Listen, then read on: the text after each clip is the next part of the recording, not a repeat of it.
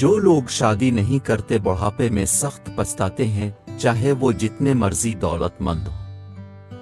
अक्सर लड़कियों के लिए शादी नाम ही पैसे का है, जबकि मर्द खूबसूरती के कायल होते हैं। शादी न करने वाले तलाक याफ्ता तन्हा लोग ज़हनी मरीज बन जाते हैं। शादी हर इंसान की जरूरत है, जल्दी करने वाले फायदे में रहते हैं, जैसे भूख हर इंसान को लगती है, नेक वक्त की तमीज किए बिना। मर्द अपने से कम पढ़ी लिखी लड़की से शादी कर लेता है, जबकि औरत कन्वारी मर जाएगी लेकिन अपने से कम पढ़े लिखे मर्द से शादी नहीं करेगी। रिश्तों के इतने मसाइल नहीं होते जितना मेयार का मसला है। सांप का डसा हुआ ठीक हो सकता है, लेकिन औरत का डसा हुआ लाइलाज है।